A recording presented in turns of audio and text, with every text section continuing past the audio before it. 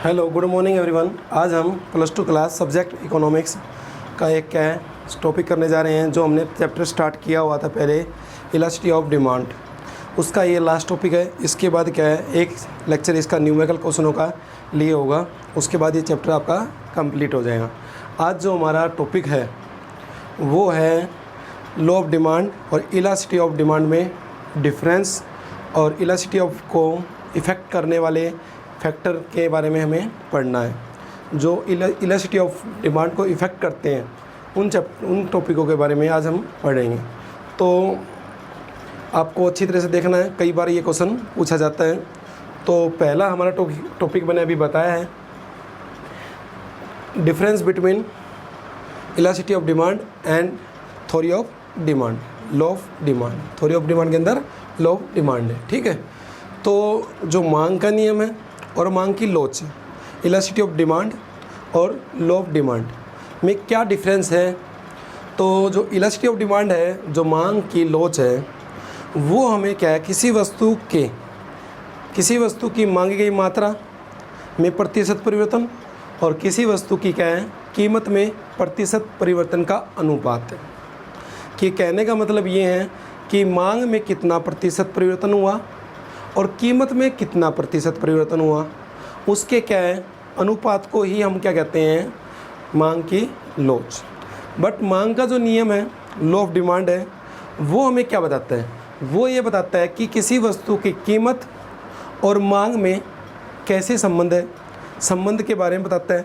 फलनात्मक संबंध के बारे में बताता है हमें कि कीमत के कम होने पर वस्तु की मांग बढ़ेंगी या घटेंगी, ये संबंध बताता है। तो इसके जो फंक्शन है, इसका एक रूल भी है, इलास्टिसिटी ऑफ डिमांड हम कैसे निकालते हैं, डेल्टा क्यू डेल्टा पी और पी अपॉन में क्यू, ये तो इलास्टिसिटी ऑफ डिमांड है। और लॉ ऑफ डिमांड में एफ से फंक्शन, पी से प्राइस का मतलब क्या है, कमोडिटी का प्राइस। तो उसके बारे में ये है। तो ये पहला डिफरेंस है। दूसरा जो इसका डिफरेंस है वो ये है कि जो इलास्टिसिटी ऑफ डिमांड है, थ्योरी ऑफ मांग की लोच है, वो हमें क्या है, किसी वस्तु की कीमत में परिवर्तन होने के कारण उसकी मांग में कितना परिवर्तन हुआ, उसके विस्तार को मापती है। जैसे मैं कहूँ कि 10% कीमत कम होने पर 20% इसकी मांग या डिमांड क्या है, एनकरेज हो गई। तो ये इसको मेजर करता है।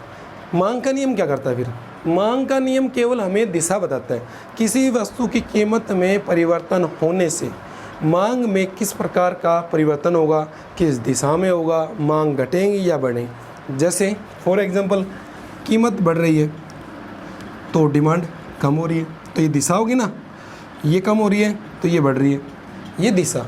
तो लॉ ऑफ डिमांड हमें क्या है, डायरेक्शन क्या है, सो आउट करता है। हम क्या है, जब भी क्या है, जो डिमांड की डायरेक्शन मेजर करना चाहते हैं तो लॉ ऑफ डिमांड पढ़ा जाता है। बट हमें क्या है, उसका जो एक्सटेंशन हो, कॉन्स्ट्रक्शन हो, कमी या विस्तार कितना हुआ, उसके बारे में हमें पढ़ना है। तो हमें क्या पढ़ना पड़ेगा, theory of elasticity of demand. इसके बाद क्या है, जो मांग का नियम है उसका वर्गीकरण नहीं किया जा सकता। आपने थ्योरी ऑफ डिमांड के बारे में पढ़ा हुआ। तो थ्योरी ऑफ डिमांड में क्या है कि जो मांग का सिद्धांत है उसमें हम क्या है, वर्गीकरण नहीं करते कि ये इतने प्रकार का होता है, ये एक ही प्रकार का होता है। जबकि मांग की लोच है, इलास्टिसिटी ऑफ डिमांड, उसका हम वर्गीकरण कर सकते हैं। हमने पहले लेक्चर में ही पढ़ा था कि इलास्टिसिटी ऑफ जो डिमांड है उसकी डिग्री पढ़ी थी हमने, perfect elasticity of demand, perfect in elasticity of demand, इकाई से ज़्यादा unitary, less than unitary, more than unitary, equal, इकाई से कम, इकाई से ज़्यादा, इकाई से, ठीक है। जैसे ये पढ़ा था हमने, ये पढ़ा था, ये इन्फिनेटिव पढ़ा था, बना लेना आप, मेरे से बनता नहीं है। और ये पढ़ा था आपने, और ये भी पढ़ा है, और ये भी पढ़ा है।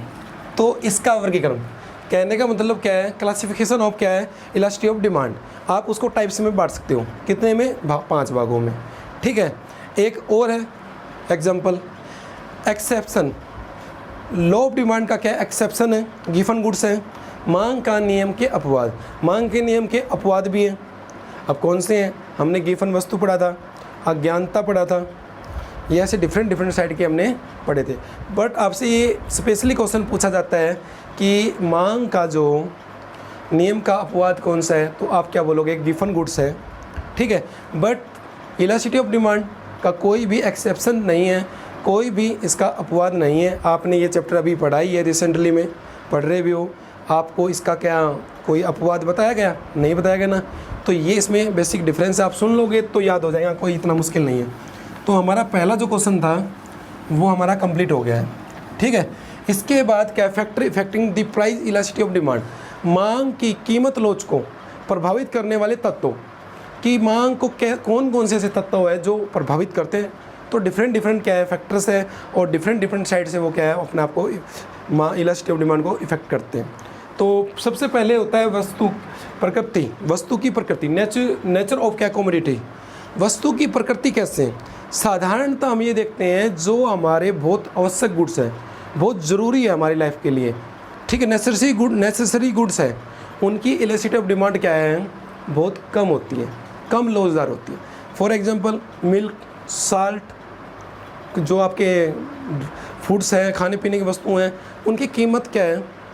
बढ़ भी जाए तो आप उसको ख़रीदना कम करोगे, ख़रीदना नहीं छोड़ोगे। जैसे साल्ट है, 20 रुपये 1 kg आता है, वो 50 रुपये हो जाए तो क्या करोगे? आप छोड़ दोगे? नहीं छोड़ोगे ना।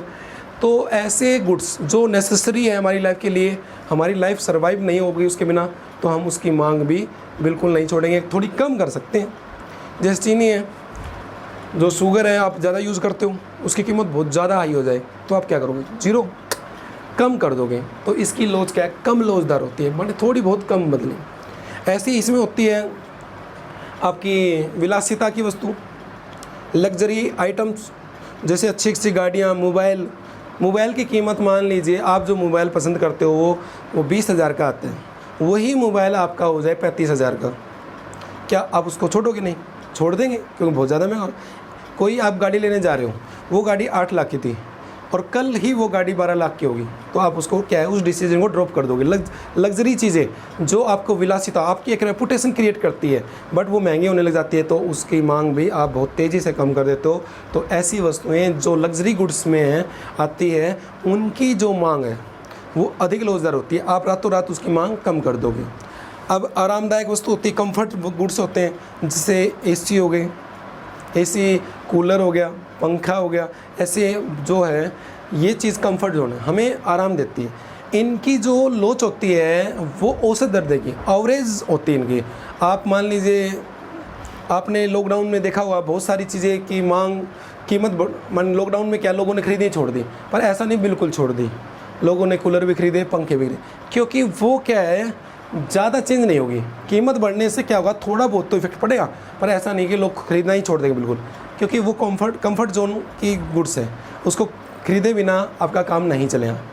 तो ऐसी वस्तु भी होती है, और ये हमारा हो गया पूरा ऐसे। अब आती है विभिन्न उपयोग वाली वस्तु, गुड्स विद क्या डिफरेंट यूज। आप किसी गुड्स, ऐसे वस्तुएं जो आप विभिन्न यूज में प्रयोग करते हो। फॉर एग्जांपल जैसे चना है, चना देखो घोड़ा भी खाता है, इंसान भी खाता है, और बहुत सारी चीज़ों में यूज़ होता है। यदि उसकी कीमत बहुत तेज़ी से बढ़ जाए तो आप क्या करोगे? घोड़े को खिलाना बंद कर दोगे, इंसान खाया। तो कहने का मतलब अधिक लोचदार। जैसे इलेक्ट्रिसिटी का यूज़ बहुत जगह होता है, टेलीविज़न में होता है, हीटर में होता है, गैस में होता है, कूलर में होता है, AC में होता है। अब इलेक्ट्रिसिटी जो है यूनिट पर रेट बहुत हाई कर दिया जाए तो आप क्या करोगे? तो आपके घर वाले क्या कहेंगे? बेटा अब लाइट महंगी हो गई है, आपको अब क्या है ज़्यादा टेलीविज़न नहीं चलाना, हाँ आप देखना तो देखो, बट आप क्या ऐसा नहीं है चला के चले गए, आप पंखा चल रहा है आप बाहर चले गए, पंखा बंद ही नहीं किया आपने, AC चल रहा है तो चलने दो, ऐसा नहीं। हाँ यूज़ करो आप, बट मिस यूज़ मत करो। कहने का मतलब जो डिफरेंट यूज़ होते हैं ना जिन गुड्स के, उनकी जो लोच है वो अधिक लोचदार तो नहीं है, औसत होती है। माने कीमत कम चेंज होते ही उसकी क्या है, मांग भी कम करने लग जाएंगे, उसकी लोच बदल जाएंगी, लोचदार होती है। ठीक है। अब हो गया उपभोग का स्थगन। कई बार आपने देखा होगा बहुत सारी चीज़ें ऐसी हैं जिसको हम पोस्टपोन कर सकते हैं। जैसे मान लीजिए आप घर बनाने की सोच रहे हो, अब घर बनाने की सोच रहे हो, एकदम में ही ऐसा हुआ कि कीमतें बहुत तेज़ी से हो गई, बढ़ गई, तो आपने क्या लगाया, दिमाग लगाया अपना कि अभी कीमतें ज़्यादा हैं और बाद में जैसे ही सस्ती होगी तो हम उसको चेंज करवा लेंगे, चेंज करवा बनवा लेंगे घर। तो आपने क्या किया, अपने डिसीज़न को आपने चेंज कर लिया। आपने क्या है, जो पोस्टपोन ऑफ का है, पोस्टपोन कर दिया आपने अपने यूज को, घर बनवाने का डिसीजन आपने ट्रांसफ़र कर दिया फ्यूचर में। बट कोई व्यक्ति है जिसकी किडनी में इफ़ेक्ट है, कि किडनी में प्रॉब्लम है, अब डॉक्टर कह रहा है कि इसके अभी ही ऑपरेशन करना होगा। आप डॉक्टर से पूछते हो कितने रुपए लोगे, डॉक्टर ने कहा कि 4 लाख रुपए लगेंगे। वो बोलता कि ये तो ज़्यादा है सर, इतना हम पे नहीं कर पाए। ऐसा है कि जब आपके पास काम कम होगा ना, जब करवाएंगे आप, जब सस्ता करोगे, ऐसा हो सकता है। उसका इलाज तो अभी करवाना पड़ेगा ना। ऐसे बहुत सारी चीज़ें ऐसी होती हैं जिसको हमें पोस्टपोन नहीं कर सकते, वो प्रेजेंट टाइम में होगी। ऐसे गुड जिसको पोस्टपोन किया जा सकता है तो उसकी लॉस अधिक होती है। अब पोस्टपोन में जैसे ईंट हो गई, सीमेंट, घर बनाने में ईंट की भी हम मांग क्या है, बदल सकते हैं, सीमेंट की, सरिये की, मिस्त्री की, सब ये चीज़ें क्या है, अधिक लॉसदार होती है। क्यों? क्योंकि हम हमारा डिसीजन बदल सकते हैं। इसके बाद आएगा उपभोक्ता की आय, जो आपकी इनकम ऑफ क्या है, द कंज्यूमर, जो कस्टमर की जो इनकम है वो बहुत ज़्यादा इफेक्ट करती है। यदि कीमत, कोई व्यक्ति बहुत ज़्यादा अमीर है या बहुत ज़्यादा गरीब है, वो अपनी मांग को नहीं बदलता, कम लॉसदार होती। क्यों? आपको कोई, चलो अमीर वाला तो समझ में आता है हमें, अमीर वाला नहीं बदलेगा, जिसके पास बहुत पैसा है उसको क्यों बदलनी है अपनी मांग, वो तो ज़्यादा मांग रहा है। पर गरीब, जो गरीब है, अब गरीब जो है चावल ले रहा मान लो नॉर्मली, अब वो उसको ख़रीदना छोड़ दें तो वो वैसे मर जाएगा, तो वो उसको ख़रीदता रहेगा, उसकी कीमत थोड़ी बहुत बढ़ भी जाए तो जब भी। तो हम ये कह सकते हैं जो व्यक्ति अमीर है, जो व्यक्ति गरीब है, वो जिन वस्तुओं को खरीदते हैं उनकी मांग कम लॉसदार होती है। पर जो मध्य वर्ग में आते हैं, मिडिल क्लास में आते हैं, वो जो वस्तु खरीदते हैं उसकी लॉस क्या होती है, अधिक होती है। जैसे मान लीजिए किसी की इनकम है 30,000 इनकम है, उसके वो कोई ऐसा प्रोडक्ट खरीदता है, उसकी कीमत आप चेंज कर दो, वो क्या डेफिनेटली क्या मांग भी चेंज कर दें, क्योंकि वो बीच मिडिल क्लास में आता है। गरीब क्या करें, गरीब मान लीजिए 10 किलो आटा ले रहा है, आपने आटा महंगा कर दिया, क्या करें वो, उसको मजबूरी लेनी है। अमीर आदमी को वैसे टेंशन नहीं है। बात रही गरीब, वो मिडिल की, मिडिल वाला अपने आप को क्या है, कर लें, एडजस्ट करें। तो आय का आपको मैंने बता दिया इफेक्ट। अब उपभोक्ता की आदत, हैबिट ऑफ द कंज्यूमर। आपने देखा होगा कई व्यक्ति पान खाते हैं, रजनीगंधा खाते हैं, सिगरेट पीते हैं, कोल्ड ड्रिंक पीते हैं, डिफरेंट टाइप की हैबिट हो सकती है। जिस व्यक्ति को जिस चीज़ की हैबिट है ना, वो उस चीज़ की डिमांड किसी भी हालत में कम नहीं करें। आप, कोई व्यक्ति ऐसा है जो सिगरेट पीता है, आप उसको कहो कि सिगरेट 10 की बजाय 15 की होगी, उसको कोई इफेक्ट नहीं पड़ेगा। 25 की होगी, कोई इफेक्ट नहीं हो गया। पान खाने वाले व्यक्ति को कोई प्रॉब्लम नहीं है, पान महंगा हो या सस्ता हो, वो उस वस्तु की मांग बिल्कुल भी नहीं बदलेगा। ठीक है। जैसे मान लीजिए आपने नशा करने वाले व्यक्ति को देखा होगा, ड्रिंक करते हैं, उनको सोसाइटी से, कीमत से कोई मतलब नहीं है, वो काम करे या ना करे, वो शाम को पीकर छोड़ेंगे ही, वो पिएंगे, उनका एम है। आप देख लीजिए कई व्यक्ति सिंगिंग करते हैं, वो गाना गाएंगे रोज़, कुछ भी आए, बारिश आए, आंधी आए, कहने का मतलब आपका शौक है ना, उसके प्रति व्यक्ति पूरा एक्टिव रहता है, उसमें कोई भी परिवर्तन नहीं करता है। तो जिन व्यक्तियों की जिन वस्तुओं के प्रति आदत होती है, हैबिट होती है, उनकी लोच कम लॉसदार, माने इन बेलौजदार होती है। बेलौजदार का मतलब बिल्कुल भी चेंज नहीं, ठीक है। और जिनकी आदतें नहीं होती वो लॉस हो जाती है, ठीक है। जैसे मॉर्निंग वॉक में जाते हैं, अब कई बार हम मॉर्निंग वॉक में जाते हैं, हमारी आदत नहीं है, मैंने 1 महीने गए, उसके बाद लगा मन नहीं करा, छोड़ दिया। बट जो गेम करते हैं वो बच्चे रेगुलर जाते हैं, उनकी हैबिट हो चुकी है ना। ऐसे अब आती है कीमत स्तर। यदि किसी वस्तु की कीमत बहुत ज़्यादा बढ़ जाए या लंबे समय तक बढ़ जाए, अब मान लीजिए कोई कीमत आती थी, कोई वस्तु आती थी 10 रुपये की, और आप उस वस्तु की कीमत बढ़ा दो 15 रुपये, पर आप ये कह दो कि 1 टाइम चेंज हुई है, 2 दिन के लिए हुई है, आप चेंज नहीं करो। यदि वो आपको कह दे कि आज के बाद इसकी कीमत 15 ही रहेंगे, तो आप क्या करोगे, उसकी मांग भी चेंज कर दोगे। तो कीमतें ज़्यादा चेंज हो रही है ज़्यादा हाई लेवल पे जा रही है तो उसकी मांग क्या होगी, अधिक लोचदार। थोड़ा बहुत परिवर्तन होता है तो कोई दिक्कत नहीं है, कम लोचदार होगी, ठीक है। इसके बाद समय अवधि। समय अवधि वेरी वेरी इंपॉर्टेंट है, आपका कोस्ट में भी आया ये, जो कोस्ट थ्योरी ऑफ कोस्ट पढ़ेंगे उसमें भी यूज़ होता है, थ्योरी ऑफ सप्लाई में भी आता है। तो समय अवधि का मतलब क्या है, समय की अवधि को हम 3 भागों में बांटते हैं, 3 टाइप्स में हम डिवाइड कर सकते हैं। एक तो होता है वेरी शॉर्ट पीरियड, एक होता है शॉर्ट पीरियड, एक होता है long period. Very short period का मतलब होता है कि आप क्या है, बहुत कम चेंज करते हैं। जैसे मान लीजिए मैंने ये कहा कि ये जो मार्कर है, जो ये मार्कर है ये 15 रुपीज़ का है, केवल आज ये 20 का है, केवल आज। उसके बाद क्या हुआ, उसके बाद आपको वैसे ही मिलेगा। आप कहोगे कोई दिक्कत नहीं, मुझे तो 2 चाहिए, आज ही तो है ना, दे दो मुझे। बट मैं यही कह दूं कि ये अब रेगुलर कितने का होगा, 20 का हो गया, 30 का हो गया। आप सोचोगे कि रेगुलर हो गया ना, तो चेंज करोगे।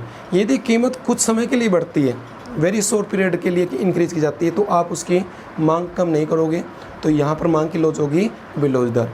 यदि आप थोड़े से टाइम के लिए 2 साल 3 साल के लिए करते हो, या 3 महीने 4 महीने के लिए करते हो, तो थोड़ी सी मांग कम कर दोगे। आप जैसे इलेक्ट्रिसिटी है, मान लीजिए गर्मी में ज़्यादा यूज़ करते हो, सर्दियों में कम करते हो, ऐसे ही उसकी मांग कीमत बढ़ा दे मान लीजिए 6 महीने के लिए इलेक्ट्रिसिटी की, तो आप क्या थोड़ा कम कर लोगे, जब सस्ती होगी जब चला लोगे, ठीक है। इसके बाद यदि लॉन्ग टर्म के लिए कर दे कि भाई ये पेन 10 का आता था, अब 25 का कर दिया, भविष्य हमेशा आप इसकी क्या है, डिमांड कम कर दोगे। यहाँ पर मांग की लोच होगी अधिक लोचदार।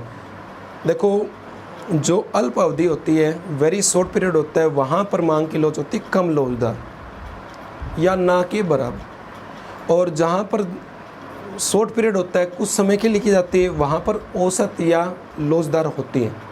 पर जहाँ पर दीर्घकाल है, लॉन्ग टाइम है, वहाँ पर आपकी मांग की लोच जो है वो अधिक लोचदार होगी, बदल जाएंगी। ये डिफरेंट टाइप्स के हमने पढ़े। इसके बाद 2-3 और भी आती है। 2-3 आती है कि वस्तु का स्थानापन्न था, सब्स्टिट्यूट्स गुड्स।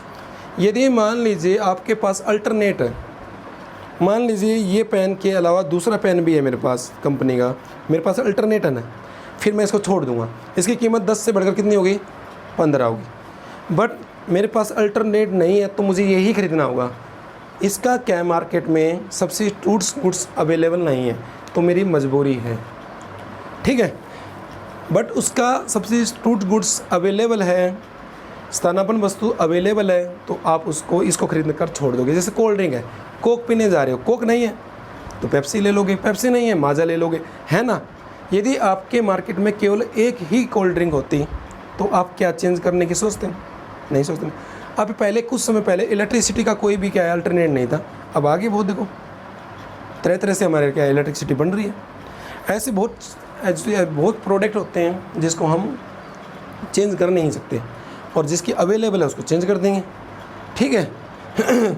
आज स्कूल है, पहले बहुत कम स्कूल होते थे, आज स्कूल है, ये पसंद नहीं आया तो वो बदल दो। यूट्यूब चैनल आपके, इस पर समझ में नहीं आ रहा तो दूसरा देख लेंगे, दूसरा नहीं आया तो तीसरा देख लेंगे। यदि केवल एक यूट्यूब चैनल हो तो आपकी मजबूरी होगी ना, तो वही ऐसा होता है। आपके सब्स्टिट्यूट्स गुड अवेलेबल है तो आप उसकी लोचदार अधिक होगी, आप जल्दी बदलने की डिसीजन ले लोगे। बट जिसके नहीं है तो उसकी लोच क्या होगी, बहुत कम लोचदार। आज का टॉपिक यही था और आसान था, कोई प्रॉब्लम नहीं थी। आप एक बार इसको अच्छी तरह से देख लोगे तो आपको डेफिनेटली ये आ जाएगा। और यदि आपको अच्छा लगा तो लाइक, सब्सक्राइब और कमेंट्स ज़रूर कीजिए। और अगला जो टॉपिक होगा हमारा वो होगा इसका न्यूमेरिकल्स आपके एक लेक्चर में मोस्टली हो जाएंगे। और आज के लिए इतना ही, थैंक यू।